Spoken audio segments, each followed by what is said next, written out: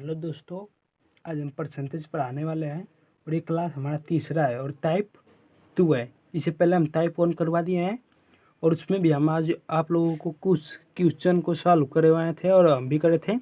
और आज भी हम इस टाइप 2 में भी आप लोग कुछ क्वेश्चन को सॉल्व करेंगे और हम भी करेंगे, ठीक है। तो चलिए इस वीडियो को स्टार्ट करते हैं, देखते हैं हमारी पहली सवाल क्या कर रही है, ठीक है। तो चलिए, तो सवाल का हमारे पहला का कहना है कि ए का वेतन बी के वेतन से 50% अधिक है, तो बी का वेतन ए के वेतन से कितना कम है। ठीक है, यहाँ पे सवाल तुमसे पहले यहाँ पे पूछा है कि ए का जो वेतन है वो बी के वेतन से 50% अधिक है, लेकिन यहाँ पे हम लोग को वही सवाल को उल्टा पूछ दिया है कि बी का वेतन ए के वेतन से कितना प्रतिशत कम है। ठीक है, तो पहले हम इस सवाल में ये निकाल लेते हैं कि बात किस में हो रही है, ए के बारे में और बी के बारे में बात हो रही है ना। तो पहले हम लिख लेते हैं ए और ये बता में बी। ठीक है, ए का जो है ना वो बी से कितना अधिक है, ए का वेतन बी के वेतन से कितना अधिक है 50%।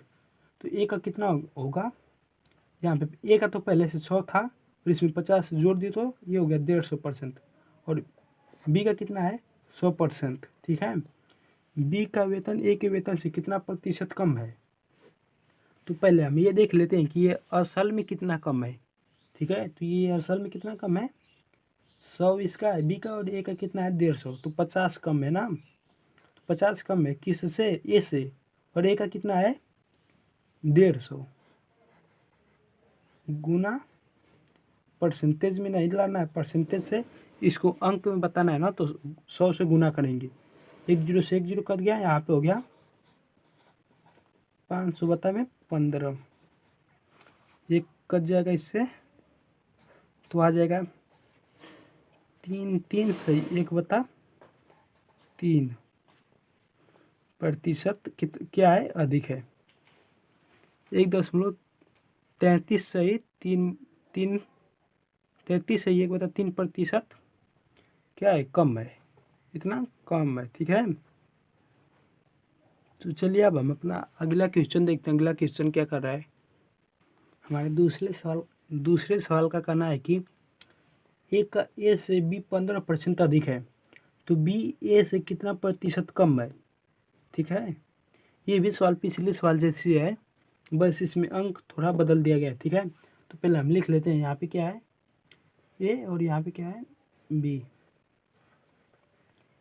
ये जो है ना वो बी से कितना प्रतिशत अधिक है 15, तो ये कितना हो गया 115। ठीक है, और बी ए से कितना प्रतिशत कम है 15% कम है, तो ये कितना हो गया 100।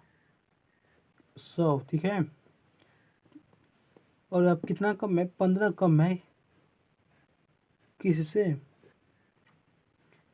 ए से ना, और ए कितना है 115 गुना 100 कर देंगे। ठीक है, तो ये कितना हो जाएगा, ये कट गया 5 से कट जाएगा 30 बार में, और ये 5 से कट जाएगा 20 बार में, और फिर ये कटेगा किससे, यहाँ पे हो गया ना, नहीं ऐसे नहीं करते हैं, यहाँ पे इसको 100 को रहने देते हैं, यहाँ पे ये 100 है। ठीक है, ये 5 से कट गया 23 बार में और ये 5 से कट गया 3 बार में। ठीक है, यहाँ पे हो जाएगा 300 बता में 200 अरे 23, 300 बता में 23। अब इसको भाग देते हैं तो कितना बार में कटेगा, 10 बार में हो जाएगा 130 और 130 और फिर 260 और फिर 23 लिख के 90, तो ये आ जाएगा हम लोगों का इसको कटाने पे आ जाएगा 10 और 3 13.04% होगा। ठीक है, आप लोग इसको कटा के देख लीजिएगा। ठीक है, देखते हैं हम अपने अगले क्वेश्चन को, हमारा अगला क्वेश्चन क्या कर रहा है। ठीक है, हमारी तीसरी सवाल क्या कर रही है, यदि दूध का मूल्य 60 रुपये प्रति किग्रा से बढ़कर 70 रुपये प्रति किग्रा हो जाता है, तो एक व्यक्ति को दूध की खपत में कितने प्रतिशत से कम कर देना चाहिए ताकि खर्च समान रहे। देखिए जैसे सवाल में कह रहा है ना कि पहले कोई दूध 70 रुपये प्रति किग्रा मिल रहा था, अब 7 रुपये मिल रहा था, अब हो गया है 70 रुपये।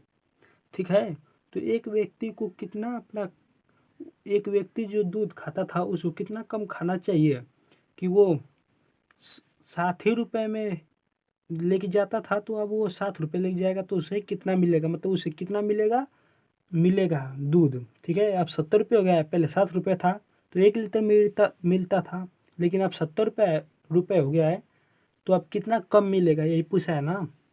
तो पहले कितना था, 7 था ना, अब कितना हो गया है 70। पहले पहले की राशि पहले और अब का कितना हो गया है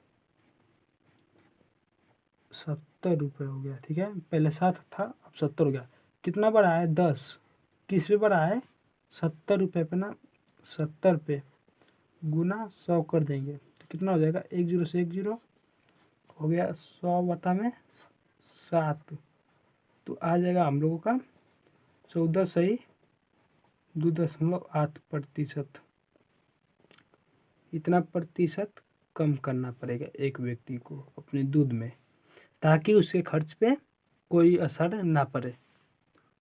ठीक है, तो चलिए हम अगला क्वेश्चन देखते हैं। आप लोग भी इस क्वेश्चन को बना लेंगे, आप लोग धीरे धीरे प्रैक्टिस करिए और धीरे धीरे मेरी इस क्लास में आप लोग जुड़े रहिए, धीरे धीरे आप लोग भी ऐसा क्वेश्चन को बना। चीनी की कीमत में 20% की वृद्धि की गई है। चीनी की खपत में कितनी प्रतिशत की कटौती की जानी चाहिए जिससे चीनी पर व्यय में कोई अतिरिक्त वृद्धि ना हो। देखिए ये भी सवाल पिछले सवाल जैसे। ठीक है, तो इस सवाल में कह रहा है कि जैसे चीनी है ना वो पहले कितने में मिल रही थी, अब उसका जो कीमत है वो बढ़ गया है, अब 20% की उसी कीमत में वृद्धि हो गई है। तो चीनी का खरीदने पे कोई भी फायदा दुकानदार को ना हो तो हमें कितने प्रतिशत की कोई अतिरिक्त वृद्धि ना हो तो हमें कितना प्रतिशत चीनी कम यूज करना चाहिए या कम व्यय हो। ठीक है, तो देखिए मान लीजिए पहले 100 था तो अब कितना हो गया 120 हो गया, तो वृद्धि कितनी की हुई है 20 की, किस पे हुई है 100 पे नहीं 120 पे। कितना प्रतिशत कम करना चाहिए, गुणा 100 कर देंगे तो 1 0 से 1 0 कट गया, हो गया 200 बता में 12, फिर से कट गया जाएगा कितना बार में 12 से कटेगा, हम 12 से कट गया ये 12 10 और 85 12 से 72, हाँ 16 सही 2/3। ठीक है, 16 से 2/3% यही हम लोग का क्या होगा आंसर। ठीक है, चलिए हम अपना